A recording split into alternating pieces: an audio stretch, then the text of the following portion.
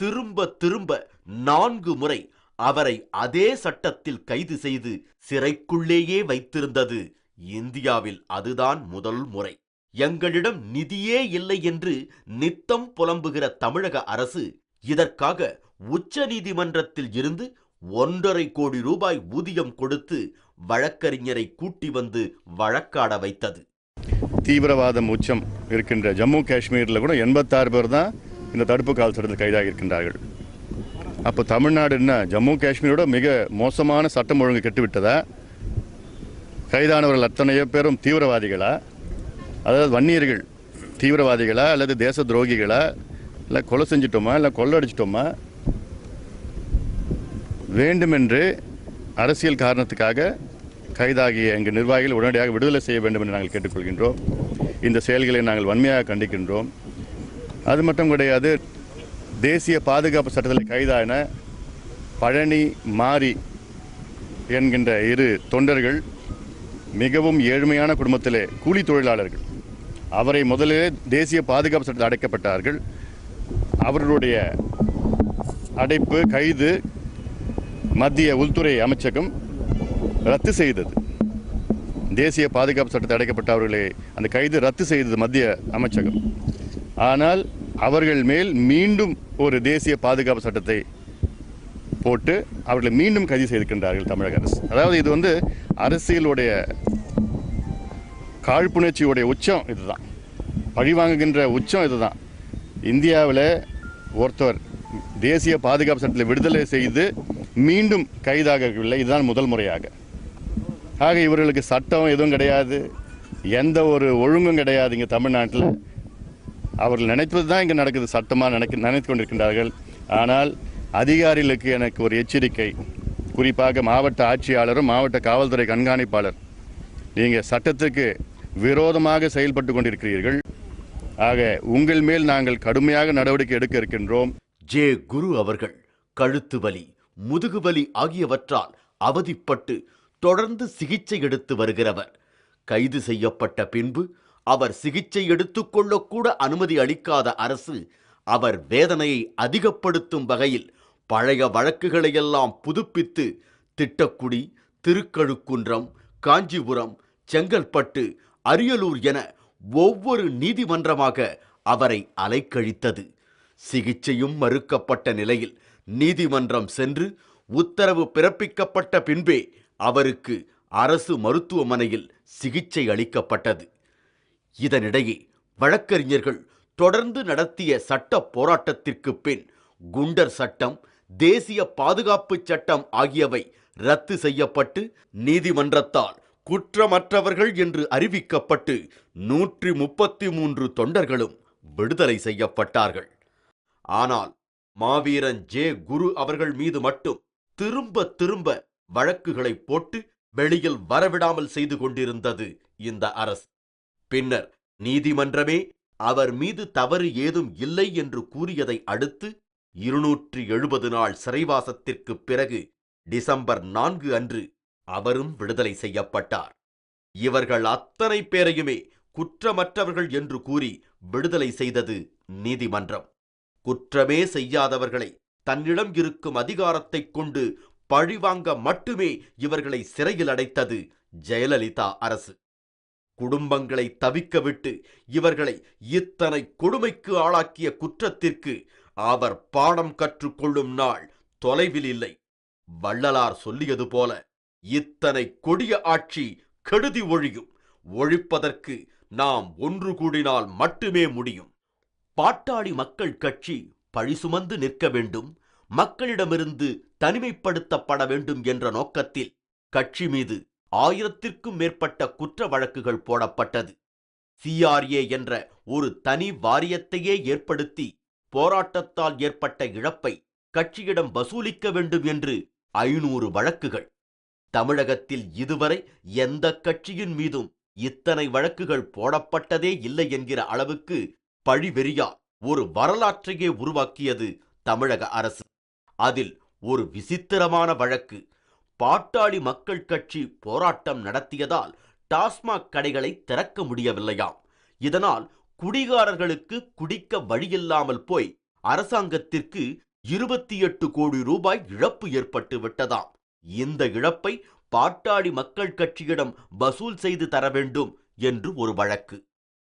இப்படி ஒரு கேலிக்கூத்தான வழக்கை தமிழகம் மட்டுமல்ல, உலகமே இதற்கு முன் கேள்விப்பட்டிருக்காது. காந்தி ஜெயந்தி அன்று மது விற்பனை இல்லை என்று ஒருவேளை நாளை மகாத்மா காந்தி மீது கூட வழக்கு போடுவார்கள் இந்த மந்த மதியாளர்கள். கோட்டைக்கு சுமந்து போக இதுநாள் வரை சவாரி குதிரைகளாயிருந்த வன்னியர்களை சாதிக்கிற பேரினமாய் மருத்துவரையா மாற்றிவிட்ட கோபம் ஜெயலலிதாவுக்கு மட்டுமல்ல, கருணாநிதிக்கும் அதிகம் உண்டு. கடந்த 2012 தருமபுரியில் திவ்யா என்கின்ற 20 வயது பெண்ணை இளவரசன் என்ற 17 வயது பையன் இழுத்து போய் திருமணம் செய்து கொண்டார். இது பொருந்தாத திருமணம் என்று காவல் நிலையத்தில் முறையிட்டு தன் பெண்ணை மீட்டுக் கொடுக்குமாறு புகார் செய்தார் திவ்யாவின் தந்தை நாகராஜன். ஆனால் காவல் நிலையத்தினர் தரக்குறைவாய் நடந்து கொண்டதை அடுத்து தற்கொலை செய்து கொண்டு இறந்து போனார் திவ்யாவின் தந்தை. இதையடுத்து தருமபுரியில் உள்ள நாயக்கன் கொட்டாயில் பதட்டம் ஏற்பட்டதை தொடர்ந்து பலர் கைது செய்யப்பட்டனர். கைது செய்யப்பட்டதில் திமுக, அதிமுக, கம்யூனிஸ்ட், தேமுதிக, மதிமுக உட்பட பல கட்சி தொண்டர்களும் உண்டு. தவிர அதில் செட்டியார், ரெட்டியார், வேளாளர், உடையார், கவுண்டர் என்று பல சமுதாயத்தவர்களும் இருந்தார்கள். ஆனால் கலவரம் செய்தது வன்னியர்களும் பாட்டாளி மக்கள் கட்சி தொண்டர்களும் தான் என்று விஷமச் செய்தி பரப்பப்பட்டது. தாமிரபரணி நதியோரம் நடந்த தாக்குதலில் பலர் மாண்ட போதெல்லாம் மௌனமாக இருந்த கலைஞர் கருணாநிதி தருமபுரிக்கு மட்டும் ஒரு உண்மை அறியும் குழுவை அனுப்பி வைத்தார். அத்தோடு வன்கொடுமை சட்டத்தின் கீழ் மருத்துவரையா மீது நடவடிக்கை எடுக்க வேண்டும் என்று விஷம முழக்கம் செய்தார். தமிழகத்தில் உள்ள சில்லறை கட்சிகள் எல்லாம் கூட சேர்ந்து கொண்டு வன்னியர்களுக்கு எதிராக அலறின. முதல் நாள் 70 வீடுகள் கொளுத்தப்பட்டன என்று எழுதிவிட்டு மறுநாள் 300 வீடுகள் கொளுத்தப்பட்டன என்று செய்தி வெளியிட்டன நாளிதழ்கள். இத்தனைக்கும் அந்த ஊரில் ஒரு ஆடு கோழி கூட இறந்து போகவில்லை. எந்த வீடும் கொளுத்தப்படவும் இல்லை. அரசு நிதி உதவி வழங்கும் என்ற எண்ணத்திலும் நடந்த சம்பவத்தை பெரிய கலவரமாய் காட்ட வேண்டும் என்பதற்காகவும் பலர் வீடுகளுக்கு முன் போடப்பட்டிருந்த கொட்டகைகளை அவர்களாகவே கொளுத்திவிட்டார்கள் என்பதுதான் உண்மை. இந்த உண்மையை சில நடுநிலை பத்திரிகைகள் வெளிச்சம் போட்டு காட்டவும் செய்தன. ஆனால் நடந்த சம்பவத்தை பெரிதுபடுத்தி காட்டும் வகையில் 8 கோடியை பாதிக்கப்பட்டவர்களுக்கு நிதி உதவியாய் வழங்கினார் ஜெயலலிதா. தற்கொலை செய்து கொண்டு இறந்து போன திவ்யாவின் தந்தை நாகராஜன் தேமுதிகவை சேர்ந்தவர். ஆனால் பழிபாவம் அத்தனையும் சுமந்து நின்றது பாட்டாளி மக்கள் கட்சியும் வன்னியர்களும் தான். தான் செய்த தவறை உணர்ந்து கொண்டு திவ்யா திரும்ப குடும்பத்தாரோடு வந்து சேர்ந்து கொண்டார். முதல்ல விரும்பி தான் கல்யாணம் பண்ணிக்கிட்டேன். அதுக்கப்புறம் அப்பா இறந்தது, ஊரில் நிறைய பாதிப்புகள் ஆனதுனால அவங்களோட கஷ்டங்களும் அப்பாவோட இழப்பும் மட்டும்தான் எனக்கு நினைவில் இருந்ததை தவிர என்னால் சேர்ந்து வாழ முடியல. எனக்கு எந்த ஒரு ஆசையும் எந்த ஒரு எண்ணமும் அவன் மேலே தோணவே இல்லை. எனக்கு எல்லாமே என் அப்பாவோட நினைவு மட்டும்தான் இருக்குது. அன்றைக்கி இருந்த சூழ்நிலையில் நான் அங்கேருந்து என்னால் மீறி வர முடியல. அதனால தான் நான் இவ்வளோ நாள் டைம் எடுத்துக்கிட்டேன். இப்போ நான் வந்துட்டேன். இனிமேல் நான் எந்த சூழ்நிலையிலையும் சேர்ந்து வாழ தயாராக இல்லை. அம்மாவோட இருந்து என்னோட அப்பாவோட இழப்பை என்னால் முடிஞ்ச வரைக்கும் நான் ஈடு செய்கிறேன். அப்போதும் சரி, மது அருந்திய நிலையில் மனத்தள்ளாட்டத்தோடு இளவரசன் தற்கொலை செய்து கொண்ட போதும் சரி, திரும்பவும் வன்னியர்கள் மீதே பழி சுமத்தப்பட்டது. நடந்தது கொலை, அதை செய்தது வன்னியர்கள்தான் என்றும் அரை வேக்காட்டுத்தனமாய் அலறினார்கள். இந்த குற்றத்தின் பின்னணியாக இருக்கின்ற காதல் திருமணம் செய்பவர்களை சட்டத்துண்டமாக வெட்டி போடுங்கள் என்று பேசிய பாட்டாளி மக்கள் கட்சி தலைவர் ராமதாஸை கைது செய்ய வேண்டும் என்றும் காடு வெட்டி குருவை கைது செய்ய வேண்டும் என்றும் கேட்கின்றோம். 10 மாத காலமாக அவருடைய திருமணத்தை இது ஒரு காதல் நாடக திருமணம் என்று பாட்டாளி மக்கள் கட்சி ஒரு அரசியல் இயக்கமாகவே முன்னெடுத்து சென்றது. தற்கொலையோ கொலையோ இது முழுக்க இதற்கு காரணம் பாட்டாளி மக்கள் கட்சி தான். ஆனால் 4 முறை பிரேத பரிசோதனை செய்யப்பட்டு அது தற்கொலைதான் என்பது உறுதி செய்யப்பட்டது. காலமெல்லாம் சேற்றில் உழன்று வன்னியர்கள் பல்லக்கு தூக்கிகளாகவே இருக்க வேண்டும் என்பது திராவிட கட்சிகளின் விருப்பம். ஒடுங்கி கிடந்த இந்த சமுதாயம் மட்டும் சுயமரியாதை உணர்வு பெற்று ஐயாவால் எழுச்சி கண்டு கொண்டிருக்கிறதே என்பது மற்றவர்களுடைய ஆதங்கம். இவர்களின் இந்த எரிச்சலால் தான் பிரச்சனை எழும்போதெல்லாம் நமக்கெதிராய் அத்தனை பேரும் வரிந்து கட்டி கொண்டு நிற்கிறார்கள். இதை வன்னியர்கள் மட்டுமல்ல, மற்ற சமுதாயத்தினர்களும் நன்கு புரிந்து கொள்ள வேண்டும். சாதிக்கட்சி சாதிக்கட்சி என்று சொல்கிறார்களே, இந்த கட்சி எத்தனை சாதித்திருக்கிறது என்பதை கொஞ்சம் நடுநிலை கண்கொண்டு பாருங்கள். இன்று மக்களின் உயிர்காக்கும் தோழனாய் விளங்கும் 108 அவசர ஆம்புலன்ஸ் திட்டத்தை கொண்டு வந்தது பாட்டாளி மக்கள் கட்சிதான். புதுவை ஜிப்மர் மருத்துவமனைக்கு 1000 கோடி ரூபாய் நிதி ஒதுக்கி தன்னாட்சி நிறுவனமாய் செயல்பட வழி செய்தது பாட்டாளி மக்கள் கட்சிதான். மதுரை ராஜாஜி மருத்துவமனைக்கு 150 கோடி ஒதுக்கி டெல்லி எய்ம்ஸ் மருத்துவமனைக்கு இணையாய் செயல்பட செய்தது பாட்டாளி மக்கள் கட்சிதான். சேலம் மருத்துவமனைக்கு 125 கோடி ஒதுக்கி அதிநவீன மருத்துவமனையாய் தரம் உயர்த்தி கொடுத்ததும் பாட்டாளி மக்கள் கட்சிதான். தேசிய கிராமப்புற சுகாதார திட்டத்தின் மூலம் குழந்தை பெறும் பெண்கள் நலத்தை பாதுகாக்க வழி செய்தது பாட்டாளி மக்கள் கட்சிதான். புகையிலை பொருட்களுக்கு எதிரான விழிப்புணர்வை உண்டாக்கியதும் பாட்டாளி மக்கள் கட்சிதான். லாட்டரி விற்பனையை தடுத்து நிறுத்தியது பாட்டாளி மக்கள் கட்சிதான். சமச்சீர் கல்வியை கொண்டு வர காரணமாக இருந்ததும் பாட்டாளி மக்கள் கட்சிதான். இந்தியாவிலேயே ஒரே பசுமை விரும்பி கட்சியாக 30 லட்சம் மரக்கன்றுகளை நட்டது பாட்டாளி மக்கள் கட்சிதான்.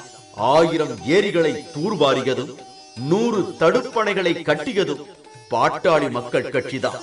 தமிழகத்தில் தொடர்வண்டி தடத்தை 1 மீட்டர் கூட மீட்டர் கேஜ் இல்லாமல் பிராட் கேஜ் ஆக்கியது பாட்டாளி மக்கள் கட்சியின் சாதனைதான்.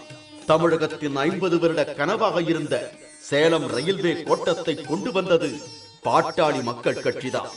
போராட்டம் நடத்தி நுழைவுத் தேர்வை ரத்து செய்தது பாட்டாளி மக்கள் கட்சிதான். நமக்கு கிடைத்த 1-2 பொறுப்புகளை கொண்டே இந்த அளவு சாதிக்க முடிகிற நம்மால் தமிழகத்தின் ஆட்சி பொறுப்பு இருந்தால் எந்த அளவு சாதிக்க முடியும் என்பதை புரிந்து கொண்டு இனி மக்கள்தான் தீர்ப்பளிக்க வேண்டும். இன்று கொலை, கொள்ளை, குடும்ப உறவில் விரிசல் போன்ற பல சமூக கேடுகளுக்கு மதுதான் காரணமாக இருக்கிறது. குடி இப்படி ஒரு கோர விளைவைத்தான் ஏற்படுத்தும் என்பதை கடித்து கட்சி தொடங்கப்பட்ட 26 ஆண்டுகளாய் மதுவை எதிர்த்து குரல் கொடுத்து வருவது மருத்துவர் ஐயாவும் பாட்டாளி மக்கள் கட்சியும் தான். ஒரு சொட்டு கூட தமிழகத்தில் மது இல்லாமல் செய்வதாகவும் பாட்டாளி மக்கள் கட்சி ஆட்சி பொறுப்புக்கு வந்தால் போடப்படும் முதல் கையெழுத்தே மது ஒழிப்புக்கானதாக இருக்கும் என்று அந்த கட்சி மட்டுமே வாக்குறுதி அளித்திருக்கிறது. எனவே அக்கட்சியின் மாம்பழம் சின்னத்திற்கு நீங்கள் அளிக்கிற வாக்கு உறுதியாக மதுவுக்கு எதிரான வாக்காக அமையும். நீங்கள் மாம்பழம் சின்னத்திற்கு அளிக்கின்ற வாக்கு ஈழத் தமிழர் பிரச்சனைக்கு ஒரு நிரந்தரமான தீர்வை காணவும், மீனவர்கள் படுகின்ற துயரங்களுக்கு முடிவு கட்டுவதற்கு 1000 பேர் கொண்ட ஒரு பாதுகாப்பு படை அமைக்கவும் வழி ஏற்படுத்தி கொடுக்கும். நீங்கள் மாம்பழம் சின்னத்திற்கு அளிக்கின்ற வாக்கு உறுதியாக களத்தில் நின்று போராடி கச்சத்தீவை மீட்க வழிவகை தேட வைக்கும். மாம்பழம் சின்னத்திற்கு நீங்கள் அளிக்கின்ற வாக்கு இளம் பெண்கள் ஏமாற்றப்படும் நாடக காதல் ஏற்படாமல் தடுத்து நம் வீட்டு பெண்களுக்கு பாதுகாப்பு ஏற்படுத்தி கொடுப்பதாய் அமையும். மாம்பழம் சின்னத்திற்கு நீங்கள் வாக்களிப்பதன் மூலம் மட்டுமே வன்கொடுமை சட்டம் என்பது யாருக்கும் தீமை பயக்காத வகையில் திருத்தி அமைக்கும் வழியை ஏற்படுத்தும். 47 ஆண்டு காலமாய் ஆட்சி செய்த திமுக, அதிமுக ஆகிய 2 கட்சிகளும் தமிழகத்தில் வளர்த்தது மது, இலவசம், திரைப்படம் என்ற 3 கலாச்சாரத்தை மட்டும்தான். இதனால் எந்த பயனும் இல்லாமல் தமிழக மக்களின் வாழ்க்கை தரம் நலிந்து நாசமாய் போனதுதான் மிச்சம். ஆனால் பாட்டாளி மக்கள் கட்சி ஆட்சிக்கு வந்தால் இப்படி பயனற்ற இலவசங்களை நிச்சயமாக கொடுக்காது. பயனுள்ள 3 இலவசங்களை கொடுக்கும். 1. தரமான கல்வி. 2. அனைவருக்கும் சுகாதார பாதுகாப்பு. 3. விவசாய தொழிலை மேம்படுத்தும் வகையில் வேளாண் இடுபொருட்களான உரம், விதைகள், பூச்சிக்கொல்லி மருந்துகள், விவசாய கருவிகள் ஆகியவற்றை இலவசமாய் கொடுக்கும். வேலையில்லா திண்டாட்டத்தை போக்கும் வகையில் வேலை வாய்ப்புகளை உருவாக்கி கொடுக்கும். மின் உற்பத்திக்கான வழிவகைகள் பெருக்கப்பட்டு தமிழகம் மின்வெட்டு இல்லாத மாநிலமாக உருவாக்கப்படும்.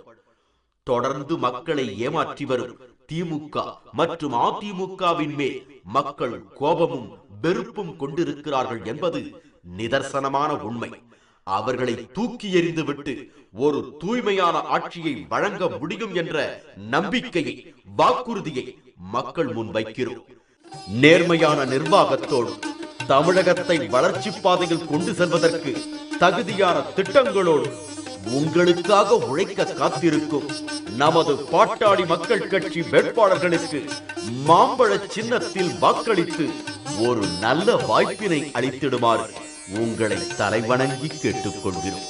தமிழகம் ஒளிமயமான எதிர்காலத்தை இனியாவது காண எங்களின் வேட்பாளர்களுக்கு மாம்பழம் சின்னத்தில் வாக்களித்திட வேண்டும் என்று பணிவோடும் பாசத்தோடும் கேட்டுக்கொள்கிறோம். நன்றி. தாய் வீடும் தாய் நாடும் ஒளியில் மிதக்கும் தலைவர் என்றால் ஐயாவையே எண்ணிட தோன்றும். தாய் வீடும் தாய் நாடும் ஒளியில் மிதக்கும் தலைவர் என்றால் ஐயாவையே எண்ணிட தோன்றும். ஊழலற்ற இதயங்கள் எங்கும் விரியும், ஊழலற்ற இதயங்கள் எங்கும் விரியும். ஒன்றுபட்ட இந்தியாவின் காட்சி தெரியும், ஒன்றுபட்ட இந்தியாவின் காட்சி தெரியும். பாட்டாளி மக்கள் கட்சி ஆட்சி நடக்கும், பட்டி தொட்டி எங்கும் இன்பம் கொட்டி கிடக்கும். பாட்டாளி மக்கள் கட்சி ஆட்சி நடக்கும், பட்டி தொட்டி எங்கும் இன்பம் கொட்டி கிடக்கும்.